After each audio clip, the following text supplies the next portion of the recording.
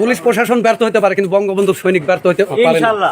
নির্বাহী আদেশে অধ্যাপক ইউনূসের অন্তর্বর্তী সরকার যে আওয়ামী লীগের কার্যক্রমের উপর নিষেধাজ্ঞা দিয়ে গেছে, সেটি কোন প্রক্রিয়ায় তুলে নেবে সরকার?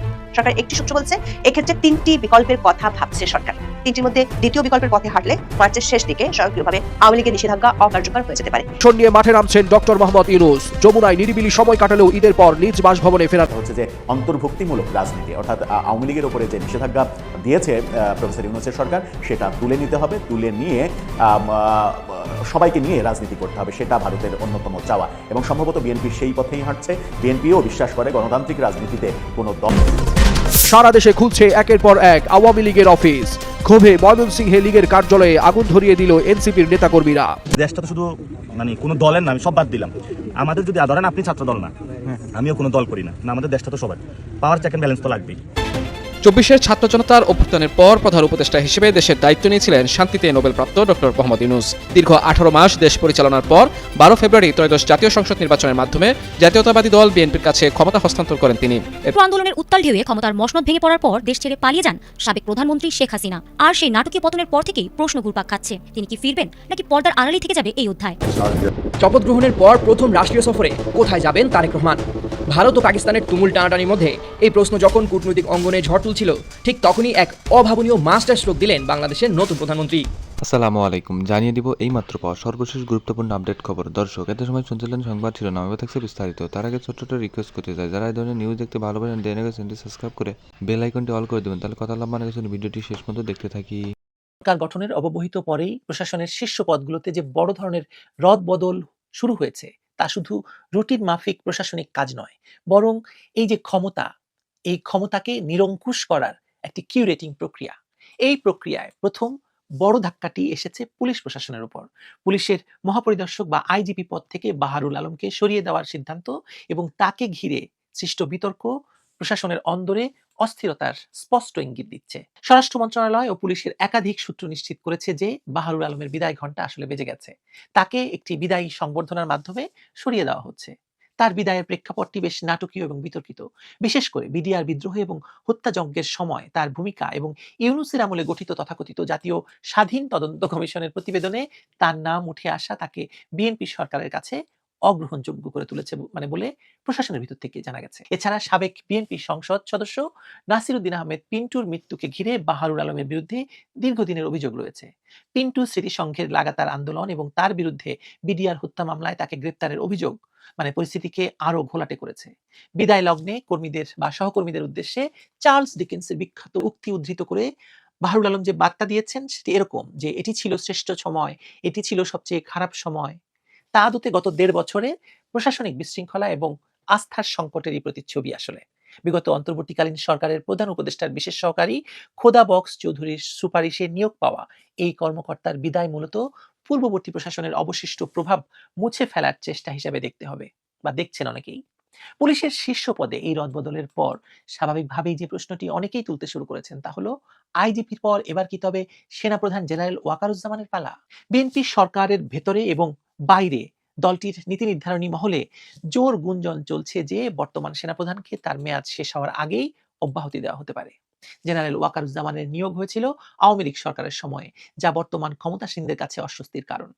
বিএনপি পন্থী রাজনৈতিক এবং সুশীল সমাজের একটি অংশ বা বড় অংশ মনে করে যে যদিও আগস্টে বা 5ই আগস্টে আওয়ামী লীগকে ক্ষমতাচ্যুত করায় ওয়াকারুজ্জামানের ভূমিকা ছিল উজ্জ্বল, তবুও তার উপর জামায়াত বা আওয়ামী লীগের প্রচ্ছন্ন প্রভাব থাকতে পারে। জামায়াত বর্তমানে বিএনপির প্রধান রাজনৈতিক প্রতিপক্ষ, সেই হিসাবে বিবেচিত হওয়ায় বিএনপি সরকার সামরিক এবং বেসামরিক প্রশাসনে গুরুত্বপূর্ণ পদগুলোতে এমন কাউকে রাখতে চাইছে না যার সঙ্গে বিএনপির আদর্শিক দ্বন্দ্বের বিন্দুমাত্র ঘাটতি থাকতে পারে, এমন কাউকে পদে রাখতে চাইছে না। নিরাপত্তা বিশ্লেষকদের অনেকেই বলছেন যে সেনাপ্রধানের পদ পরিবর্তন কেবল একজন ব্যক্তির পদ পরিবর্তন নয়, এটি দেশের সামরিক নীতি এবং নিরাপত্তা ব্যবস্থায় বড় ধরনের প্রভাব ফেলতে পারে।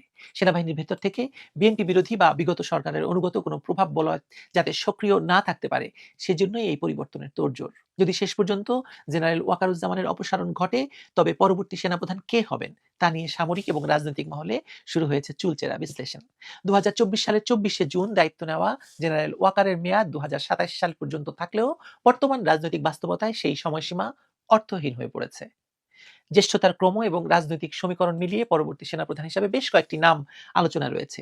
জেনারেল ওয়াকারের ব্যাচমেট বা সমসাময়িক জ্যেষ্ঠ কর্মকর্তারা অনেকেই, যাদেরকে ইতিমধ্যে অবসরে পাঠানো হয়েছে, কারো বিরুদ্ধে মামলা চলছে, কাউকে শাস্তির আওতায় আনা হচ্ছে। ফলে জ্যেষ্ঠতার ভিত্তিতে পরবর্তী সম্ভাব্য নাম হিসেবে উঠে আসছে লেফটেন্যান্ট জেনারেল শামীমের কথা। তালিকার পরবর্তী নামগুলো মূলত কনিষ্ঠ কর্মকর্তাদের, যারা আওয়ামী লীগ সরকারের পতনের পর দ্রুত পদোন্নতি পেয়েছেন। এদের মধ্যে লেফটেন্যান্ট জেনারেল কামরুল হাসান এবং বর্তমান কোয়ার্টার মাস্টার জেনারেল বা কিউএমজি জেনারেল ফয়জুর রহমানের নাম বিশেষভাবে আলোচিত হচ্ছে। এছাড়াও লেফটেন্যান্ট জেনারেল মাইনুর রহমানের নাম বা মইনুর রহমানের নামও শোনা যাচ্ছে। সেনাপ্রধানের বিদায়ের এই গুঞ্জনের পেছনে কেবল বর্তমান সরকারের ইচ্ছা নয়, বরং বিগত অন্তর্বর্তীকালীন সরকারের বা ইউনূস সরকারের সময়কালের কিছু স্পর্শকাতর ভূ রাজনৈতিক এবং অভ্যন্তরীণ দ্বন্দ্বের ইতিহাসও জড়িত। গত 18 মাসে ডক্টর মোহাম্মদ ইউনূস এবং সেনাপ্রধানের মধ্যকার সম্পর্ক নিয়ে গণমাধ্যমেই যা প্রচার হয়েছে, পর্দার আড়ালের ঘটনা ছিল তার সম্পূর্ণ বিপরীত।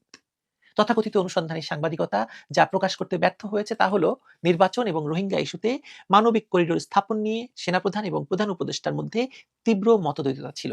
তা তুঙ্গে উঠে যায় যখন সেনাপ্রধানের মাথার উপর একজন নিরাপত্তা উপদেষ্টাকে বসানো হয়, যিনি মার্কিন নাগরিক।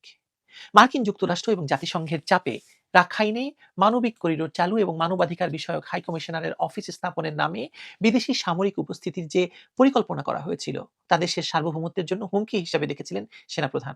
ডক্টর ইউনূস চেয়েছিলেন দীর্ঘমেয়াদে ক্ষমতায় থেকে এই আন্তর্জাতিক এজেন্ডাগুলোর বাস্তবায়ন করতে, যার জন্য সেনাপ্রধানের সমর্থন জরুরি ছিল। কিন্তু জেনারেল ওয়াকার রোহিঙ্গা প্রত্যাবর্ষণের আগে কোনো করিডোর স্থাপনে রাজি হননি এবং দ্রুত নির্বাচনের পক্ষে অনড় অবস্থান নিয়েছিলেন।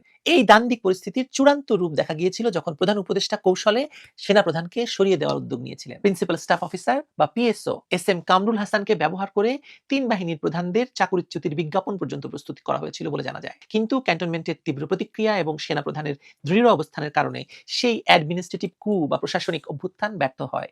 জেনারেল ওয়াকার স্পষ্ট জানিয়ে দিয়েছিলেন তিনি সৈনিক হিসেবে সংবিধান এবং সার্বভৌমত্বের শপথ ভঙ্গ করবেন না এবং কোনো বিদেশি এজেন্ডা বাস্তবায়নে দেশের স্বার্থ জলাঞ্জলি দেবেন না। এটা শোনা কথা, এটা সত্য মিথ্যা জানা যায় না। তবুও মূলত জেনারেল ওয়াকারের খানিকটা অনমনীয় অবস্থানের কারণেই হয়তো ডক্টর ইউনূস তার দীর্ঘমেয়াদী ক্ষমতার স্বপ্ন বিসর্জন দিয়ে নির্বাচন দিতে বাধ্য হন। অথচ ভাগ্যের নির্মম পরিহাস এই যে সেনাপ্রধানের কারণে ইউনূস নির্বাচন দিতে বাধ্য হলো, তারেক রহমানকে ফেরানো গেল এবং বিএনপি ক্ষমতায় আসার সুযোগ পেল, তারেক রহমান প্রধানমন্ত্রী হলো।